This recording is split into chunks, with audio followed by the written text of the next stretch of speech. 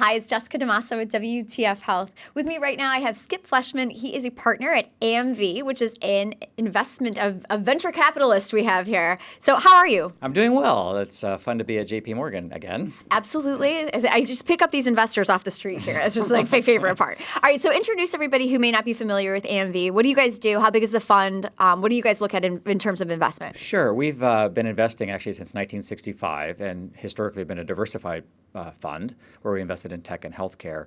And about 2008, we began to focus our dollars, our time, and number of investments into digital health for all intents and purposes. I mean, we called it health tech back then, but it's evolved. And we're a seed and Series A investor. We have over 20 companies in the digital health sector. And we tend to focus on companies that are a bit more clinical in nature. In other words, they're solving clinical problems or helping reduce costs in the healthcare ecosystem. So not much in the direct-to-consumer landscape, not much in wellness or fitness. Okay. Name drop me some companies that are in your portfolio.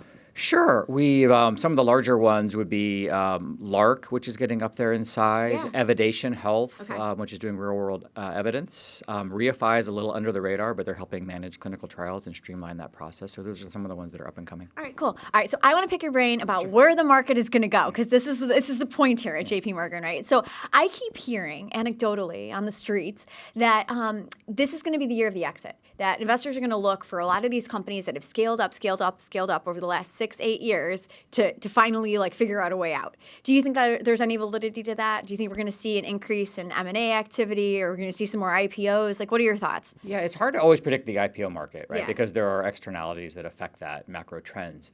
But certainly there's still a lot of cash around, both from corporation side and in the public markets. I would say we've had a pretty good IPO year for digital health this year, in my mind.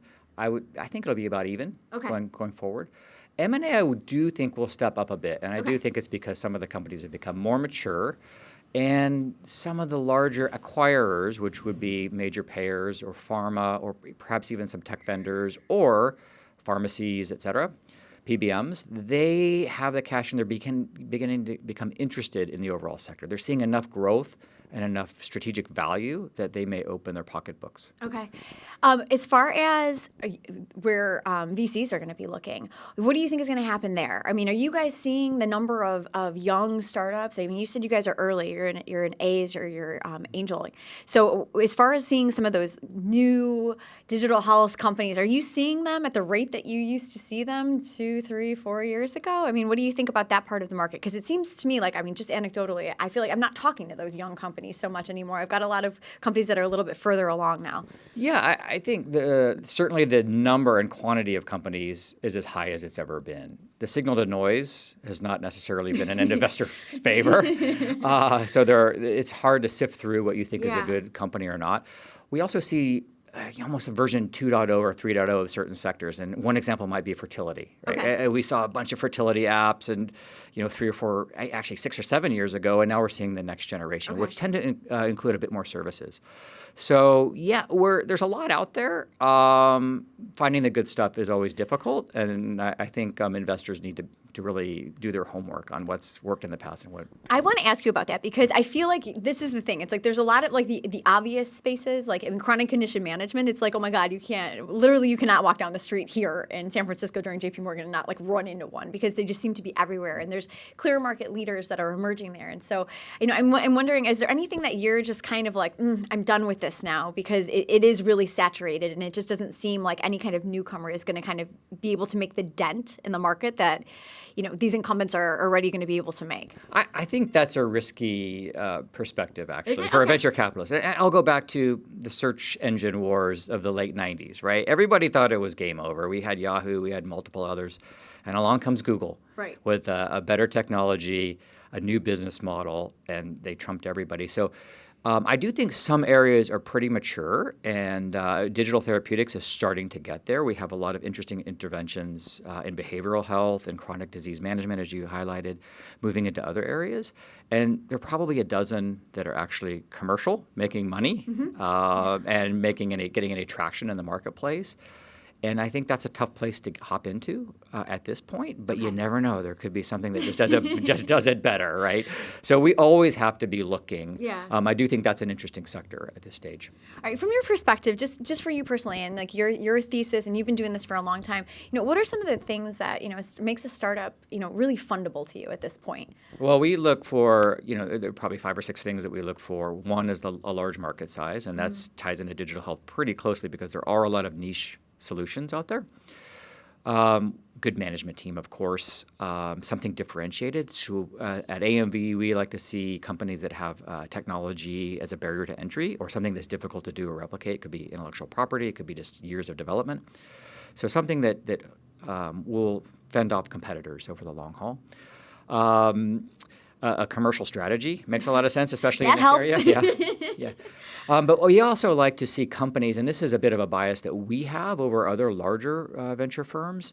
We like to see companies that can scale very quickly. So low cost of sales, high margin business, and we tend to stay away from things that are more services oriented. So we like to see the 90% gross margin businesses. And I think we're a little unique in that regard, but others, I think you can make money in services businesses. I mean, certainly One Medical will make money, and maybe Collective Health will make money, but we like higher margin businesses. Okay. That's just our bias. Just asking you, like from your perspective as a VC, how are you guys fitting in now where we're seeing a little bit of a shakeup in terms of the strategic investments, especially those coming out of like hospital funds? Like I think I'd read recently, there are quite a few hospital funds that have just decided to pull the plug on their strategic ventures arm. What does that do for you guys? So I think it leaves a void in the market, to be frank. There aren't a lot of venture funds that target the Series A landscape in digital health, and the strategics are actually filling that void for a large part. Now, I think if you're a corporation, you need to really try to understand whether it makes sense to be making investments in venture capital or not. And for the most part, I think it's a big fat no. And especially for hospital networks or providers or academic medical centers, I don't really see the strategic value unless you want to get into a new line of business. Okay. I think it helps to have the endorsement of a large medical organization that they're using the product. But unless it's a pure ROI motive, I don't think it makes a lot of sense. Okay. There's just no strategic relevance for most of them. The flip side might be if they have a small fund that enables their internally developed initiatives to take it to the next level. Yeah. Maybe seed the principal investigator and see if they can take it to the next level and get it commercialized. All right, you're based here in San Francisco, so any predictions on what we can expect from the tech players entering into this game? I mean, they've kind of come full force, Apple, Google, Amazon, and we're seeing a lot of, just movement there in terms of them creating their own products or them partnering up and creating their own joint ventures or however that be. So, I mean, and then Google's got their fund. I mean, so, there's different ways that they're entering into this market. Does that have any impact on you as an investor? Yeah, I think we need to pay attention to what's happening for sure. If you look at the large tech vendors, I always try to look at it from the perspective of what is their core business model, right? Microsoft, a lot of enterprise sales. Apple, more devices, right? Increasingly, some services around that. But and then Amazon is very clear what they like to do, everything.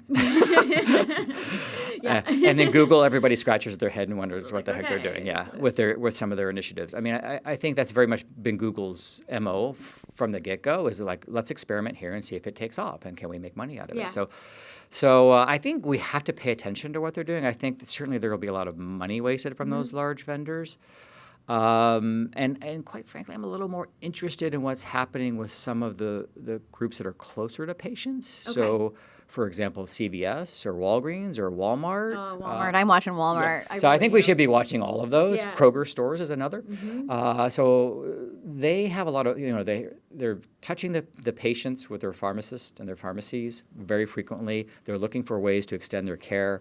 I think that's an interesting sector to be looking at. Yeah, absolutely. I agree with you on that. All right. Well, let's see if any of these prognostications here come true. Okay. We'll see. They were pretty vague, so I think that there's a lot of wiggle room here for you, Skip. I appreciate it. Thanks so much for stopping by. It was a pleasure to talk with you. Right, thanks. Yeah, no problem. I'm Jessica DaMassa with WTF Health. Thanks for joining us.